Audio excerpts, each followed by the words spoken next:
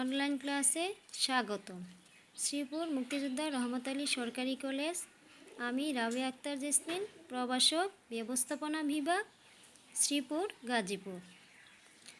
প্রিয় শিক্ষার্থীরা, novel corona ভাইরাসের মহামারীতে যে যেখানে আছো নিশ্চয়ই ভালো আছো। আমিও ভালো আছি।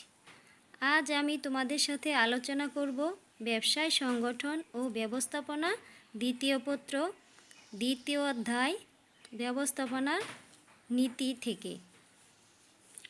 আমার টপিক্সের বিষয় হলো ব্যবস্থাপনার নীতি কি। ব্যবস্থাপনার নীতি বা আদর্শসমূহ আলোচনা করো। ব্যবস্থাপনার নীতি হচ্ছে, আমরা এক কথায় বলবো, তোমরা বিস্তারিত দেখে নিবে। কারবার প্রতিষ্ঠান অথবা এর কাজের বিশেষ কোনো দিক নির্দেশনাকে নীতি বলে। ব্যবস্থাপনার নীতি হলো ব্যবস্থাপনা কার্য সম্পাদনে দীর্ঘ অনুশীলনের মধ্য দিয়ে সত্য বলে প্রতিষ্ঠিত কতিপয় সাধারণ নির্দেশিকা। সহজ অর্থে বলা হয়, ব্যবস্থাপনা নীতি হলো ব্যবস্থাপনা কার্য সম্পাদনের সাধারণ পথ নির্দেশনা। দীর্ঘদিনের ব্যবস্থাপনা কার্য পরিচালনা করতে যে ব্যবস্থাপকগণ যে সকল নিয়ম নীতি পালন করে এসছেন তার মধ্য হতে সকলের নিকট গ্রহণযোগ্য যা সত্য বলে প্রতিষ্ঠিত নিয়ম নির্দেশিকাকে ব্যবস্থাপনার নীতি হিসাবে গণ্য করা হয়। ব্যবস্থাপনার নীতি বা আদর্শ হচ্ছে 14টি। আধুনিক ব্যবস্থাপনার জনক হেনরি ফেয়ল ফরাসি ভাষায় তার লেখা অ্যাডমিনিস্ট্রেশন ইন্ডাস্ট্রিয়াল অ্যান্ড জেনারেল গ্রন্থে ব্যবস্থাপনার 14টি মূলনীতির নির্দেশ করেছেন, যা অদ্যাবধি বিশ্বের সকল মহলে স্বীকৃত হয়ে আসছে। নিম্নে তার প্রদত্ত মূলনীতিসমূহ আমি তোমাদের সাথে আলোচনা করব। 1. কর্মবিভাজন বা কার্য বিভাগের নীতি। Principle of division of work. প্রতিষ্ঠানের কাজকে প্রয়োজনীয় অনুযায়ী বিভিন্ন ভাগে ভাগ করে প্রত্যেকের দায়িত্ব ও কর্তৃত্ব সুস্পষ্টভাবে নির্দিষ্ট করার নীতিকে ব্যবস্থাপনায় কার্য বিভাজনের নীতি বলে। যে কোনো ব্যবস্থাপনা কার্যে কর্মবিভাজন বা কার্য বিভাগ এর প্রথম ও প্রধান পালনীয় নীতি।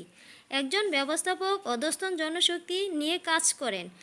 এদের কাজ যদি ভাগ করে সেভাবে নির্দিষ্ট করে দেয়া না হয় তবে কার্যক্ষেত্রে জটিলতা দেখা দিবে। প্রত্যেকেই সহজ বা মর্যাদা সম্পন্ন কাজটি করতে চাইবে। অন্যদিকে প্রত্যেকের কাজ নির্দিষ্ট না থাকায় কাউকে জবাবদিহিও করা যাবে না।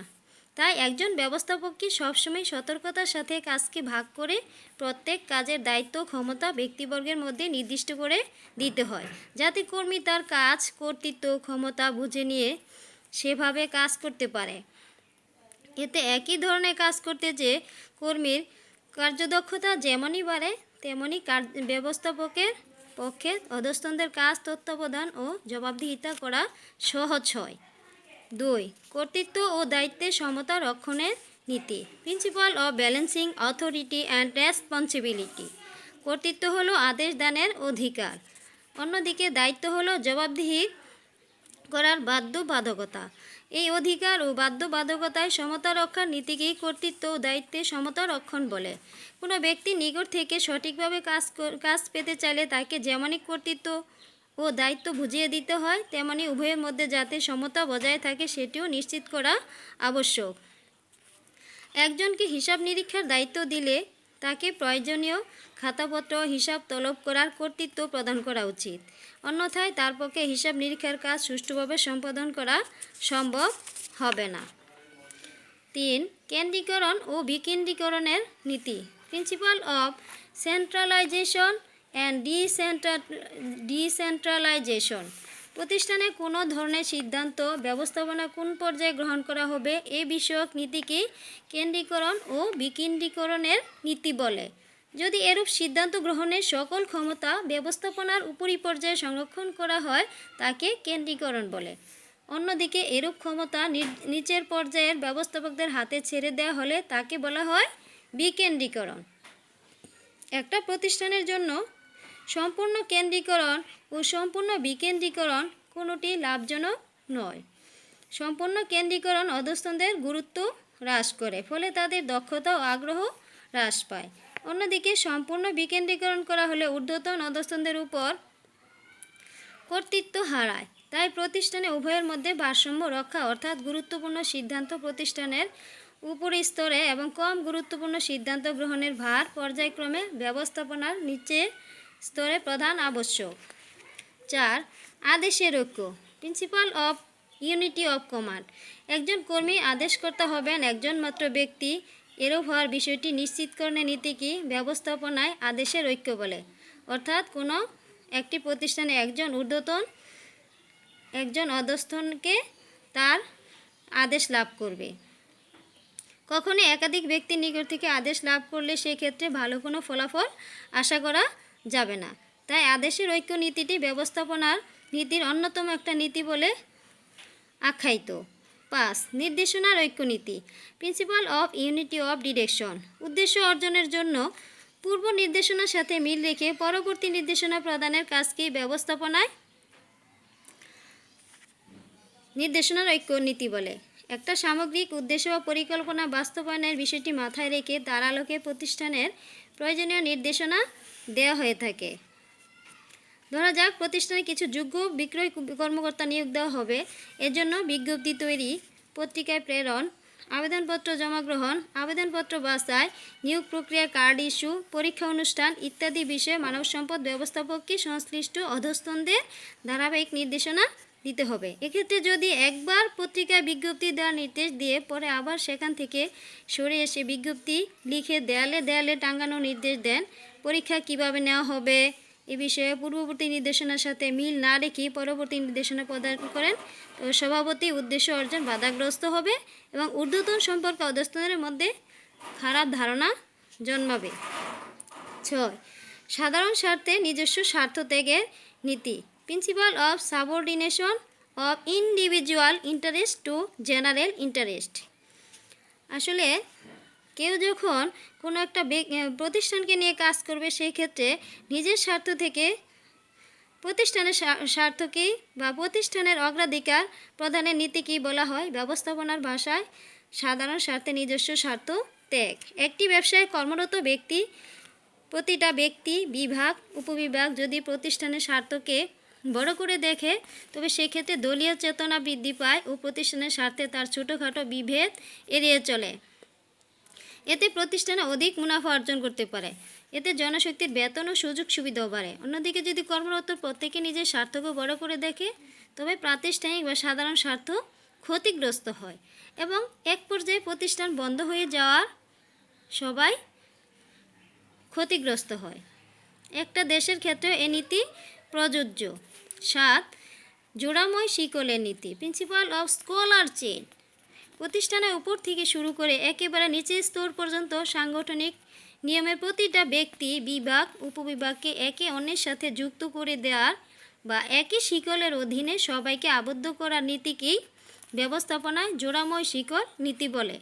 এতে শিকলের উপর থেকে নিচ পর্যন্ত পারস্পরিক আবদ্ধতা, কর্তৃত্বের প্রবাহ, যোগাযোগ পথ নির্দেশ করে। কে কার অধীন, কে কার অধস্তন সহজে বোঝা যায়, ফলে সংঘবদ্ধতা জোরদার হয়। প্রতিষ্ঠানের যে কোনো পর্যায়ে সমস্যা দেখা দিলে তা ঊর্ধ্বতন সহজে জানতে পারে ও দ্রুত তার সমাধান সম্ভব হয়ে থাকে। উল্লেখ্য, কোনো ব্যক্তি দল ছাড়া হয়ে গেলে বা দলের বাইরে থাকলে তার জন্য তেমনি সমূহ ক্ষতি বয়ে আনতে পারে, তেমনি দলের জন্য ক্ষতির কারণ হয়। একটা প্রতিষ্ঠানে কোনো ব্যক্তি, বিভাগ বা উপবিভাগ যদি এই শিকলের বাইরে থাকে তবে তাকে বা তাদের কাজে লাগানো নিয়ন্ত্রণ করা সম্ভব হয় না, ফলে ওই ব্যক্তি বা বিভাগ স্বেচ্ছাচারী হয় এবং প্রতিষ্ঠানের জন্য তা মন্দ উদাহরণ সৃষ্টি করে। নিয়মানুবর্তিতার নীতি, প্রিন্সিপাল অফ ডিসিপ্লিন। আসলে একটা প্রতিষ্ঠানের জন্য ডিসিপ্লিন থাকা খুবই জরুরি। যেমন প্রতিষ্ঠানের জন্য উত্তম নিয়মনীতি নির্ধারণ এবং তা মেনে চলা নীতিকে ব্যবস্থাপনায় নিয়মানুবর্তিতার নীতি বলে। প্রতিষ্ঠানের যথোপযুক্ত নিয়মনীতি না থাকলে এবং সংশ্লিষ্ট সবাই মান্য না করলে প্রতিষ্ঠান কখনই ভালো ফল লাভ করতে পারে না, ভালোভাবে চলতেও পারে না। এই নীতি অনুযায়ী মনে করা হয় যে প্রাতিষ্ঠানিক নীতি নিয়মের প্রতি সকলের শ্রদ্ধাবোধ ও মান্য করার ঐকান্তিক আগ্রহ সফলতা অর্জনের জন্য অপরিহার্য। তাই হেনরি ফেল এক্ষেত্রে মনে করেছেন যে ঊর্ধ্বতন যদি নিয়মের প্রতি শ্রদ্ধাশীল থাকেন তবে প্রতিষ্ঠান নিয়মানুবর্তিতার নীতি অনুসরণ সহজ হয়।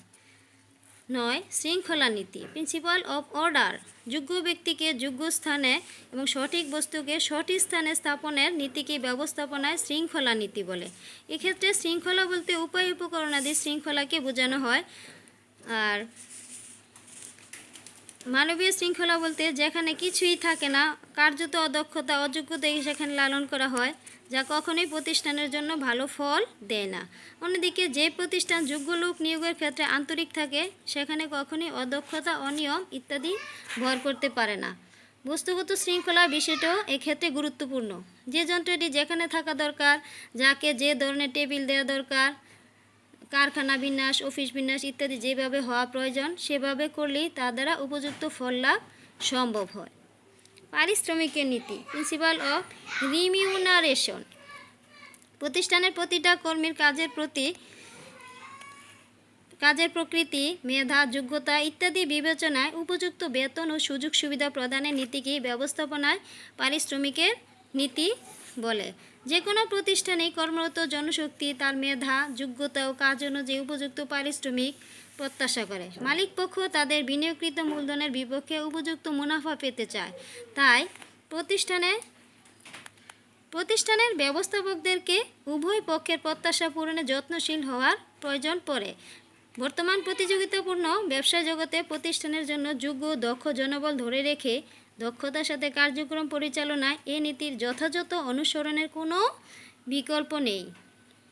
সাম্যের নীতি প্রিন্সিপাল অফ ইকুইটি অধস্তনদের সবার প্রতি সমান আচরণ বা স্নেহ প্রদর্শনের নীতিকেই ব্যবস্থাপনায় সাম্যের নীতি বলে। এটি ন্যায়পরায়ণতার সাথেও সম্পর্কযুক্ত। একজন ঊর্ধ্বতন যদি তার সকল অধস্তনকে সমান চোখে দেখেন, সমান আচরণ করেন ও স্নেহ প্রদর্শন করেন, তবে অধস্তনদের মাঝে ঊর্ধ্বতন সম্পর্কে সুধারণা গড়ে ওঠে।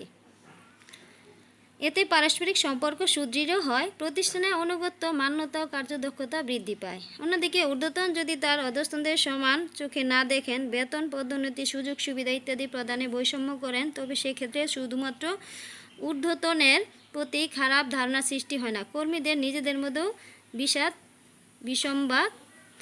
বিবাদ বিসম্বাদ দেখা দেয়। 12 চাকরির স্থায়িত্বের নীতি principle of stabilisation of service এই নীতি অনুযায়ী মনে করা হয় যে কর্মীদের চাকরি নিশ্চয়তা বিধান করা হলে কর্মীদের মধ্যে প্রতিষ্ঠানের কাজের প্রতি আগ্রহ বৃদ্ধি পাবে, উদ্দীপনা বৃদ্ধি পাবে। কারণ কোনো একটা লোক যখন কোনো একটা কাজে যোগদান করে তখন সে চিন্তা করে যে আসলে তার চাকরিটা কতদিন থাকবে, আর যদি চাকরিটা চলে যাওয়ার ভয় থাকে তাহলে তার কাজের মধ্যে কোনো আগ্রহ উদ্দীপনা কিছুই থাকে না, তার কাজের মধ্যে অনীহা সৃষ্টি হয়। তাই কর্তৃপক্ষকে অবশ্যই চাকরির স্থায়িত্বের নীতির প্রতি অবশ্যই ব্যবস্থা নিতে হবে। 13 উদ্যোগের নীতি প্রিন্সিপাল অফ ইনিশিয়েটিভ প্রতিষ্ঠানের সকল পর্যায়ের ব্যবস্থাপকগণ স্ব কর্মক্ষেত্রে যাতে উদ্যোগী হতে পারে বা নিজের কাজের উন্নয়ন বিষয়ে ভাবতে পারে, প্রতিষ্ঠানের পক্ষ থেকে তার সুযোগ সৃষ্টিকেই ব্যবস্থাপনায় উদ্যোগের নীতি বলে। ঊর্ধ্বতনদের পক্ষে প্রতিষ্ঠানের সর্বস্তরে কাজের মান উন্নয়ন বা বিদ্যমান সমস্যা ও সীমাবদ্ধতা কাটিয়ে ওঠার বিষয়ে কার্যকর চিন্তা করা সম্ভব হয় না। তাই প্রতিষ্ঠান যদি এমন পরিবেশ গড়ে তোলা সম্ভব হয় যাতে প্রত্যেক অধস্তন স্ব স্থানে তাদের কাজের সমস্যা ও সম্ভাবনা নিয়ে ভাবতে ও ঊর্ধ্বতনদের প্রয়োজনীয় পরামর্শ দিতে পারে, তবে স্বভাবতই অধস্তনরা উদ্যমী ও উদ্যোগী হয়ে ওঠে। সর্বশেষ হলো একতাই বল নীতি। প্রতিষ্ঠানে কর্মরত সকল ব্যক্তি ও বিভাগ উপবিভাগকে সর্বাবস্থায় ঐক্যবদ্ধ থেকে পারস্পরিক সহযোগিতায় কর্মকাণ্ড পরিচালনার নীতিকে ব্যবস্থাপনায় একতাই বল নীতি বলে। কথায় আছে যে 10 মিলি করি কাজ হারি যেতে নাহিলাস। আজ আমি এখানেই শেষ করলাম। ছাত্রছাত্রীরা তোমরা ভালো থাকবে, সুস্থ থাকবে, স্বাস্থ্যবিধি মেনে চলবে। আল্লাহ হাফেজ।